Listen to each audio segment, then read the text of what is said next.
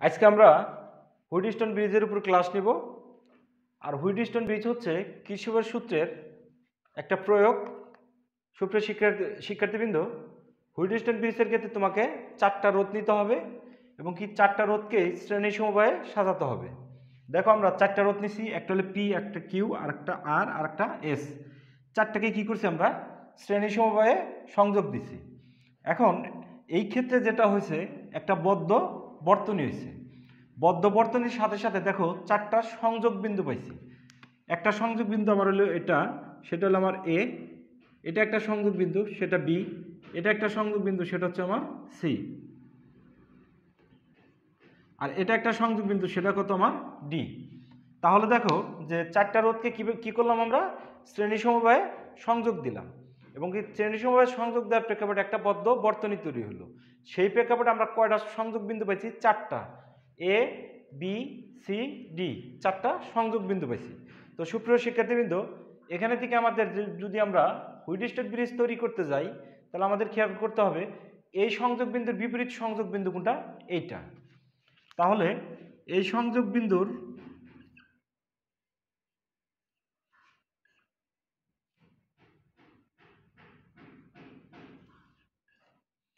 তাহলে আমরা এখানে কি কাজটা করলাম, যে এ একটা সংযোগ বিন্দু, তার বিপরীত সংযোগ বিন্দু হলো আমার সি। সেটাকে আমরা এটা হিসেবে অভিহিত করতে পারি, অর্থাৎ এই পয়েন্টটা হচ্ছে হলো আমার কি সি। এই সংযোগ বিন্দুর বিপরীত সংযোগ বিন্দু সি, এদের মাঝখানে আমরা একটা ব্যাটারি দিছি, সেটাকে লিখলাম আমরা কত? ই। অর্থাৎ ওই ব্যাটারি পরিচালক শক্তি হচ্ছে আমার ই। সাথে আমি একটা টেপার চাবি দিছি, সেটাকে আমরা লিখলাম কত?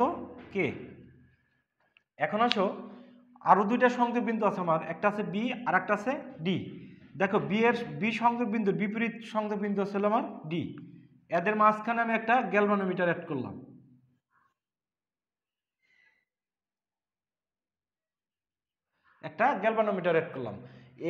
এখন আমার হুইটস্টোন ব্রিজ তৈরি হলো। তাহলে সুপ্রিয় শিক্ষার্থীবৃন্দ, আমরা এখানে কি করলাম আর একটু আমরা রিভিশন করি। সেটা হলো এ সংযোগ বিন্দু এবং সি তার বিপরীত সংযোগ বিন্দু, তাদের মাঝখানে আমি একটা ব্যাটারি এবং একটা চাবি যুক্ত করছি। অপর দুইটা সংযোগ বিন্দু, অর্থাৎ একটা হলো বি, তার বিপরীত কোনটা? ডি, তার মাঝখানে আমি কি দিছি? একটা গ্যালভানোমিটার। এর প্রেক্ষাপটে আমার হুইটস্টোন ব্রিজ তৈরি হয়েছে। তো এখানে থেকে আমরা মেনলি যে কাজটা করব সেটা হচ্ছে, এক্সাম্পল আমরা ধরে নেই এরকম একটা আমাদের বর্তনী আছে, এখানে একটা রোধ আছে, এখানে একটা আমি গ্যালভানোমিটার দিলাম। তো এখানে আবার একটা আমার চাবি আছে। তাহলে আমরা জানি যে এই সার্কিটের ভিতরে যদি বিদ্যুৎ প্রবাহিত হয়, তাহলে গ্যালভানোমিটারের কাঁটাটা কী করবে? বিক্ষেপ দিবে। আর যদি বিদ্যুৎ প্রবাহিত না হয়, তাহলে তার মানে কি গ্যালভানোমিটারের কাঁটা বিক্ষেপ দিবে না। এখন আসো, যে সুইচটা যদি এভাবে আমি অন করে দেই, তার মানে সার্কিটটা পূর্ণ হলো, তখন এখান থেকে বিদ্যুৎ প্রবাহিত হবে, তার মানে গ্যালভানোমিটারের কাঁটা বিক্ষেপ দিবে। আর সুইচটা যদি অফ অবস্থায় থাকে, তাহলে এখান থেকে বিদ্যুৎও যাবে না, গ্যালভানোমিটারের কাঁটা বিক্ষেপও দেবে না। তো সুপ্রিয় শিক্ষার্থীবৃন্দ, এখানে থেকে আমরা কি শিখলাম? সুইচটা অন অবস্থায় গ্যালভানোমিটার কাঁটা বিক্ষেপ দেয়, অফ অবস্থায় গ্যালভানোমিটার কাঁটা বিক্ষেপ দেয় না। হুইটস্টোন ব্রিজ এমন একটা প্রসিডিওর যে তুমি এই চাবিটাকে অন অবস্থায় গ্যালভানোমিটারের কাঁটা বিক্ষেপ দিবে না, এরকম একটা ব্যবস্থা নিতে পারো। কথাটা আমি আবারও বলি, যে তুমি সুইচ অন করছো, তার মানে এখানে থেকে বিদ্যুৎ বেরোবে, তার মানে আমাদের লজিক্যালভাবে গ্যালভানোমিটারের কাঁটা কি দেওয়ার কথা? বিক্ষেপ দেওয়ার কথা। অর্থাৎ তুমি সুইচ অন করছো, এখান থেকে বিদ্যুৎ বেরোবে, আবার গ্যালভানোমিটারের কাঁটা কি করবে না? বিক্ষেপ দিবে না। এটা তুমি একমাত্র হুইটস্টোন ব্রিজের মাধ্যমেই এই কার্যটা সম্পাদন করতে পারো। তো সুপ্রিয় শিক্ষার্থীবৃন্দ, এখন আসো আমরা হুইটস্টোন ব্রিজের যে চিত্র রাখছি, এই ক্ষেত্রে আমরা কির্চফের সূত্র অ্যাপ্লাই করব। তো আমরা এখানে যে আমাদের একটা চাবি আছে, সেটা কে ধরছি আমরা, সেটাকে যদি আমরা অন করি, তাহলে আমাদের কি হবে? সার্কিট পূর্ণ হবে বা বর্তনী পূর্ণ হবে। তখন এই কোষের পজিটিভ প্রান্ত থেকে বিদ্যুৎ বেরিয়ে আসবে, আর সেই বিদ্যুতের পরিমাণ ধরলাম কত আমরা? আই। দেখো এ বিন্দুতে আসবে। কোন বিন্দুতে আসবে? এ বিন্দুতে। এ বিন্দুতে দুইটা পার্ট হবে, একটা হলো এইদিকে আর একটা হলো এদিকে যাবে। তাহলে এইদিকে যাওয়ার পিছনে কারণটা কি? এখানে এই কন্ডিশনটা আমাদের একটু খেয়াল রাখা লাগবে। VA greater than VB greater than VD greater than VC. আমরা এই কন্ডিশনটা অ্যাপ্লাই করব এখানে। অর্থাৎ এ বিন্দুর বিভব সবচেয়ে বেশি, তারপরে বিভব হচ্ছে হলে বি বিন্দুর, তারপরে বিভব ডি বিন্দুর, তারপরে বিভব সি বিন্দুর। অর্থাৎ এ বিন্দু থেকে বি বিন্দুতেও কারেন্ট যাবে, ডি বিন্দুতেও কারেন্ট যাবে, এইগুলা মিলে আবার সি বিন্দুতে কারেন্ট একত্র হবে। একত্র হ্যাঁ কোষ থেকে যে কারেন্ট বেরোচ্ছে আমার আই, সি বিন্দুতেও আমার আই মাত্রা কারেন্ট বেরিয়ে যাবে।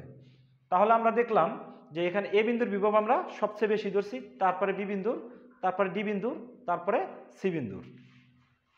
এখন আসো যে এই কারেন্টটা এদিকে যাচ্ছে এ বিন্দুতে, এ বিন্দুতে কয়টা পার্ট হয়েছে? দুইটা পার্ট। ধরে নাও এদিক থেকে কারেন্টটা যাচ্ছে সেটা হলো I1, আর এইদিকে যে কারেন্ট যাচ্ছে সেটাকে ধরলাম কত আমি? I2। তো সুপ্রিয় শিক্ষার্থীবৃন্দ, এই I2 এসে আবার ডি বিন্দুতে পৌঁছাবে, আর I1 যায় আমার বি বিন্দুতে পৌঁছাবে। এখন আমাদের এখানে একটা টপিক বোঝার, সেটা হচ্ছে যে ভিবি গ্রেটার দেন কত? বিডি। অর্থাৎ বি বিন্দুর বিভবটা ডি বিন্দুর চেয়ে কি বড়, তার মানে এটা হলো উচ্চ বিভব, এটা হলো নিম্ন বিভব। আমরা কি জানি? উচ্চ বিভব থেকে নিম্ন বিভবে বিদ্যুৎ প্রবাহিত হয়। তার মানে আমরা কন্ডিশন যেহেতু ধরছি বি বিন্দুর বিভব বেশি মানে বড়, আর ডি বিন্দুর বিভব ছোট, তার মানে I1 এখানে এসে পৌঁছাবে, আয়নের কিছু অংশ কারেন্ট গ্যালভানোমিটার দিয়ে যাবে, আর বাকি অংশ কারেন্ট কোন জায়গাতে যাবে? এটার ভিতর দিয়ে, অর্থাৎ কিউ রোধের ভিতর দিয়ে যাবে। তার মানে দেখো যে I1 দুইটা পার্ট হচ্ছে, একটা যাচ্ছে গ্যালভানোমিটারের ভিতর দিয়ে, আর একটা কিউ রোধের ভিতর দিয়ে। এখন গ্যালভানোমিটারের ভিতর দিয়ে যে রোধ তড়িৎ যাবে তাকে আমরা ধরে নিলাম কত? আইজি। আর কিউ রোধের ভিতর দিয়ে যে কারেন্টটা যাবে সেটাকে ধরলাম কত আমি? I3। তাহলে এখানে থেকে আমাদের জিনিসটা আমরা ক্লিয়ার হইলাম যে I1 আসলে বি বিন্দুতে এসে কয়টা পার্ট হইতেছে? দুইটা পার্ট, একটা হলো আইজি আর একটা হলো I3। তাহলে এখন দেখো যে I2 আমার ডি বিন্দুতে আসবে, আইজিও আমার ডি বিন্দুতে আসবে, তার মানে দুইটা কি একত্র হবে? একত্রে মানে একটা কারেন্ট হবে। এখানে আমার কারেন্টের দুইটা পার্ট ছিল, কিন্তু এই ক্ষেত্রে আমার কয়টা পার্ট আছে? একটা পার্ট। তাহলে সেই পার্টটাকে আমরা ধরে নিলাম কত হলো আমার? I4। তাহলে এখানে থেকে আমরা আসলে কোন দিকে বিদ্যুৎ যাচ্ছে, কোন কন্ডিশনে? এই কন্ডিশনে, সেটা আমরা দেখে নিলাম। আমরা এবার বি বিন্দু আর ডি বিন্দুতে কিরশফের প্রথম সূত্রটা অ্যাপ্লাই করব। ফার্স্ট কন্ডিশন আমার হলো বি বিন্দু, কিরশফের কোন সূত্র অ্যাপ্লাই করব? First law. তো আমাদের সুবিধার্থে আমরা এটাকে একটু সাইডে লিখে রাখি, BA greater than VB greater than VD greater than VC. B বিন্দুতে কিরশফের প্রথম সূত্র অ্যাপ্লাই করব। তাহলে বি বিন্দুতে দেখো তুমি I1 প্রবেশ করে, তাহলে আমরা ধরি I1 প্লাস, বি বিন্দু থেকে আইজি আর I3 কি করতেছে? বেরিয়ে যাচ্ছে, তার মানে লিখতে পারি minus IG minus I3 equal কত? 0। তার মানে দেখো বি বিন্দুতে আমি কিরশফের প্রথম সূত্র অ্যাপ্লাই করলাম, এখানে থেকে আমি আবার লিখতে পারি I1 equal I3 plus IG.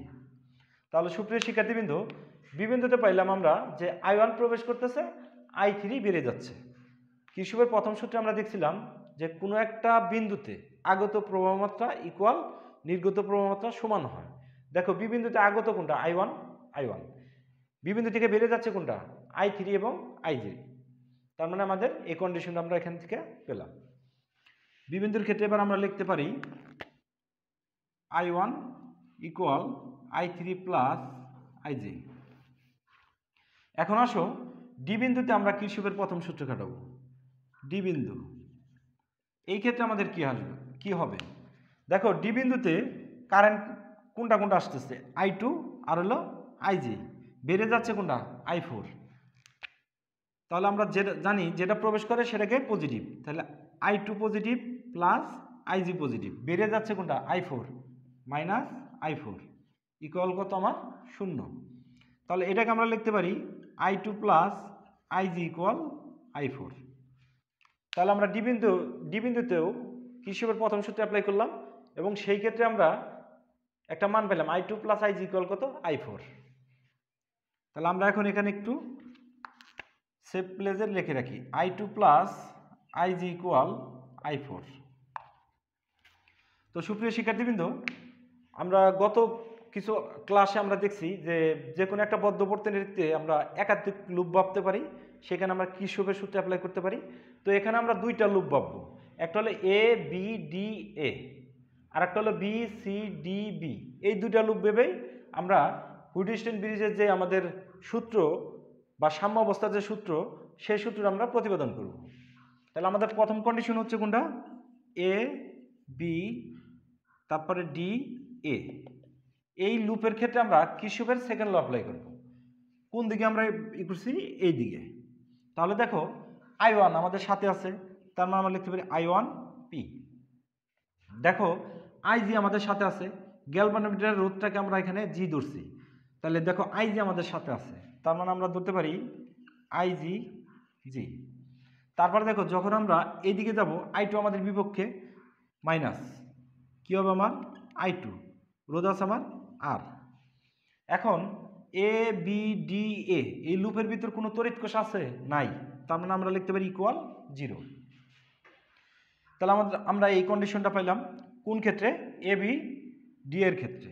তাহলে আমরা আমাদের সুবিধা মতো একটু লিখে রাখি, এ বি ডি এর ক্ষেত্রে পেলাম আমরা এই কন্ডিশনে পেলাম আমরা I1P plus IgG minus I2R equal 0। তো আমরা এগুলোকে সমীকরণের মাধ্যমে প্রকাশ করতে পারি। এটা 1, এটা হলো 2, এটা হচ্ছে আমার 3। এবার আসো আমরা বি সি ডি বি লুপটা পাবি। বি সি ডি বি এই লুপের ক্ষেত্রে কি হয়? দেখো বি সি এই অংশে I3 আমাদের সাথে আছে, তাহলে আমরা লিখতে পারি I3Q। দেখো I4 এই পথে যে আমরা লুপটা পাচ্ছি, I4 আমাদের বিপরীতে, তার মানে মাইনাস মাইনাস I4S। তারপরে দেখো যখন আমরা এই পার্টটা শেষ করে উপরের দিকে যাব, IG আমাদের বিপক্ষে, তার মানে minus IgG equal B C D B. এই লুপের ভিতর কি কোনো তড়িৎ কোষ আছে? নাই, তার মানে আমার কত হবে? 0। তাহলে সুপ্রিয় শিক্ষার্থীবৃন্দ, আমরা যে কাজটা করলাম, বি বিন্দুতে কির্চফের প্রথম সূত্র অ্যাপ্লাই করলাম, ডি বিন্দুতেও কির্চফের প্রথম সূত্র অ্যাপ্লাই করলাম। এ বি ডি এ লুপে কি করলাম আমরা? কির্চফের দ্বিতীয় সূত্র। বি সি ডি বি লুপে কি করলাম? কির্চফের দ্বিতীয় সূত্র। সেই মানগুলো আমরা সমীকরণ আকারে লিখে রাখছি এখানে। এখন এই চিত্রের ভিতর আমরা যে সমীকরণগুলো দাঁড় করেছি, আমরা কন্ডিশন দিয়েছিলাম কি? VA greater than VB greater than VD greater than VC, অর্থাৎ সবচেয়ে বিভব এ বিন্দুর বেশি, তারপরে বি বিন্দু, তারপরে ডি বিন্দু, তারপরে সি বিন্দু। এখন বি বিন্দু আর ডি বিন্দুর বিভব যদি সমান হয়, অর্থাৎ কন্ডিশনটা তোমার কি একটু বোঝার চেষ্টা করো, যে কন্ডিশন আমার এটাই করে আমি এটাকে এখন মুছে দিব। বিবি ইকুয়াল কত? বিডি। এখন এই জিনিসটা তোমাদের একটু খেয়াল রাখতে হবে যে যদি কখনো দুই বিন্দুর বিভব সমান হয়, দেখো তুমি বি বিন্দু এবং ডি বিন্দুর বিভব কি করছি আমি? সমান, তাহলে এই বিদ্যুৎ দিয়ে কখনো কোনো বিদ্যুৎ প্রবাহিত হবে না, তার মানে আইজি এর মান কত? 0। তার মানে বিবি ইকুয়াল বিডি সময়ের ক্ষেত্রে আমরা লিখতে পারি আইজি ইকুয়াল 0। আইজি ইকুয়াল 0, কারণ কি? দুইটা বিন্দুর বিভব সমান, আর বিদ্যুৎ প্রবাহিত হয় উচ্চ বিভব থেকে নিম্ন বিভবের দিকে। যেহেতু দুইটা বিন্দুর বিভব সমান, তার মানে এদের মাঝখান দিয়ে কোনো বিদ্যুৎ প্রবাহিত হবে না, সেই কারণে আমি লিখছি আইজি ইকুয়াল কত? 0। এই আইজি ইকুয়াল 0 যদি আমি এই কন্ডিশনে আইজি ইকুয়াল 0 পাইছি, সেই মানটা আমি এখানে বসাই। দেখো সেই ক্ষেত্রে আইজির মান 0 বসালে আমরা কত পাই? I1 ইকুয়াল কত? I3। এবার আসো আইজি ইকুয়াল 0 এই সমীকরণ বসালে আমরা কি পাই? I2 equal I4। তাহলে আমরা এখানে লিখতে পারি I2 ইকুয়াল I4। তাহলে সুপ্রিয় শিক্ষার্থীবৃন্দ, আমরা I1 ইকুয়াল I3 পাইলাম, I2 ইকুয়াল I4 পাইলাম। এখন আসো এই সমীকরণ আর এই সমীকরণ আমরা বসাই কোন মানটা? আইজির মান 0। দেখো এখানে আমাদের একটা মান আছে আইজি, তাহলে আমার এই মানটা 0 হচ্ছে। এবার আসো পরের কন্ডিশনে যাই। এই কন্ডিশনে আমার কি হচ্ছে? আইজির মান 0, তার মানে আমরা এটাকে উঠিয়ে দিতে পারি। তাহলে এই ক্ষেত্রে আমরা যে সমীকরণটা পেলাম, দেখো I1P মাইনাস I2R ইকুয়াল কত পাইছি আমি? 0। তার মানে এটাকে আমরা একটু সাইড নেব, I1P মাইনাস I2R ইকুয়াল 0। এই ক্ষেত্রে ইকুয়াল কত পাইলাম আমি? 0। তাহলে এখানে থেকে আমি যে কন্ডিশনটা লিখতে পারি, দেখো I3 Q equal I4 S. তাহলে এখানে থেকে আমরা লিখতে পারি I3 বাই I4 ইকুয়াল কত এস বাই কিউ। তাহলে আমরা কি পাইলাম I3 by I4 equal S by Q. এখন আমরা আমাদের সুবিধার্থে এই জিনিসটা একটু মুছে দিতে পারি। এখন দেখো এখানে I1P মাইনাস I2R ইকুয়াল কত পাইছি আমি 0।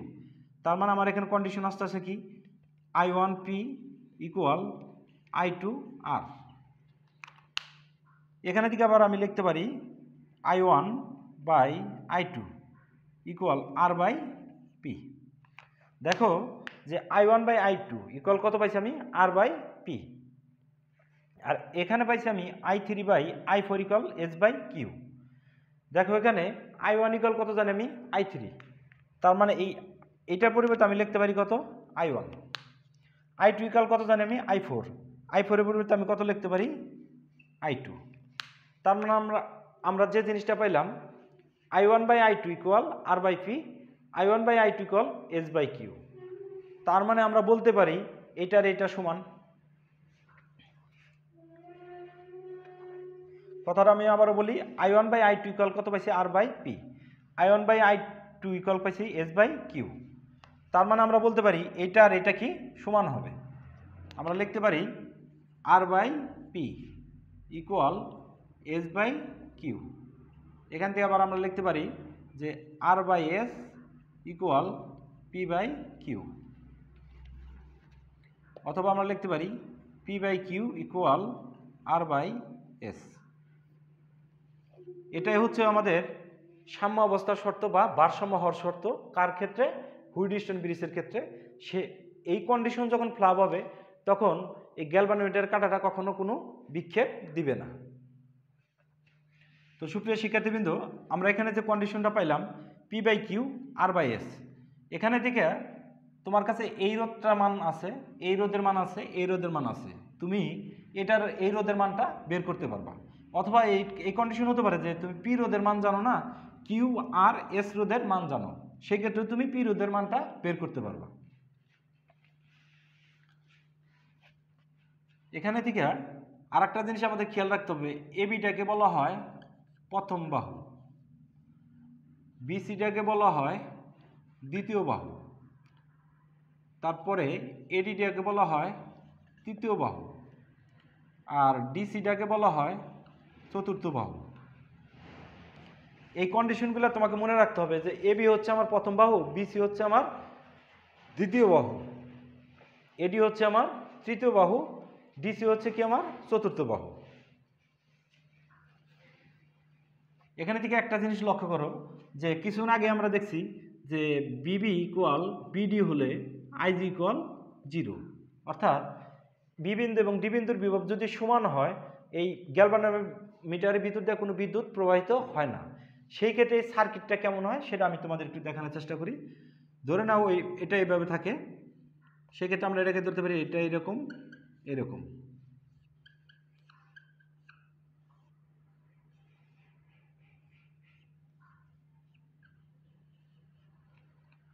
এটা হলো আমার পি, এটা হলো আমার কিউ, এটা হলো আমার আর, এটা আমার এস। শুরুতে আমরা বলছিলাম পি কিউ আর এস চারটা রোধকে কীভাবে রাখছি, শ্রেণী সমবায় রাখছি। কিন্তু দেখো যখন গ্যালভানোমিটারটা কোনো কাজ করতেছে না তখন আমার সার্কিটটা কীরকম হইতেছে, এইরকম। পি আর কিউ তখন কীভাবে আছে শ্রেণীতে, আর এবং এস কীভাবে আছে শ্রেণীতে, এইটার শ্রেণী আর এটার শ্রেণী তখন পরস্পরের সাথে কীভাবে আছে, সমান্তরাল আছে। তার মানে দেখো এখানে দিয়ে আমার আই মাত্রা তড়িৎ প্রবাহিত হলো, এখান থেকে যাচ্ছে কত আমার I1, এখান থেকে যাচ্ছে কত আমার I2। এখন এটার ভোল্টেজ আমরা ধরছি কত ই, মানে ই হলো আমার তড়িৎচালক শক্তি। তাহলে এখানে থেকে আমরা কি করতে পারি সেটা আমাদের দেখার বিষয়। আমরা এখানে কি ধরছি, আমরা ই ধরছি। তাহলে সুপ্রিয় শিক্ষার্থীবৃন্দ, এই যে এটা যে আমাদের এ, এটা আমাদের কি ছিল সি, এ আর সি। তাহলে আমরা লিখতে পারি ই ইকুয়াল আসবে হলো আমার পি প্লাস কিউ, সাথে কত আসবে আমার I1। তার কারণে এটা হলো ভি, তড়িৎচালক শক্তি মানে কি ভোল্টেজ, মানে ভি ই ইকুয়াল কত পি প্লাস কিউ I1। আবার আমরা লিখতে পারি এই নিচের ক্ষেত্রে লিখতে পারি আমরা ই ইকুয়াল আর প্লাস এস I2। এখন এই ক্ষেত্রে আমি ই লিখলাম, এখানে আমি ই লিখলাম, কারণ কি? কারণ এই অংশের ভোল্টেজ হলো বা তড়িৎচালক শক্তি এটা, এই অংশের ভোল্টেজ বা বিভব পার্থক্যও এটা, সেই কারণে আমরা দুইটা অপশনের ক্ষেত্রে ই লিখছি। কিন্তু উপরের অংশে আই ওয়ান কার বিদ্যুতে যাচ্ছে? পি এবং কিউ। পি আর কিউ কিভাবে আছে? শ্রেণীতে আছে, সেক্ষেত্রে P plus Q I one. নিচের ক্ষেত্রে দেখো এই দুইটার ভোল্টেজ বা বিভব পার্থক্য কত? ই, বা তড়িৎচালক শক্তি কি? ই। আর এবং এস কি শ্রেণী সময় আছে যোগ করছি, আর এদের দুইটার বিদ্যুতের তড়িৎ প্রবাহ হচ্ছে কি মানের? আই টু মানের। তার মানে আমরা এই কন্ডিশনও দেখলাম। তো সুপ্রিয় শিক্ষার্থীবৃন্দ, আমাদের এখানে থেকে আরও কিছু কথা খেয়াল রাখতে হবে। এই হুইটস্টোন ব্রিজটা নিম্নমানের রোধ এবং উচ্চমানের রোধ যখন থাকবে, অর্থাৎ এই হুইটস্টোন ব্রিজটা নিম্নমানের রোধ এবং উচ্চমানের রোধের ক্ষেত্রে প্রযোজ্য নয়। কথাটা আমি আবার বলি, যদি কোনোটা রোধ অনেকটা নিম্নমানের হয় বা কোনোটা রোধ অনেক বেশি মানের হয়, সেই ক্ষেত্রে হুইটস্টোন ব্রিজটা আমাদের আশানুরূপ ফল দেয় না। আশা করি তোমরা হুইটস্টোন ব্রিজ সম্পর্কে বিস্তারিত বুঝতে পারছো, এবং আগামী ক্লাসে আমরা এটার অঙ্ক নিয়ে হাজির হব। সে পর্যন্ত তোমরা সবাই ভালো থাকো। আল্লাহ হাফেজ।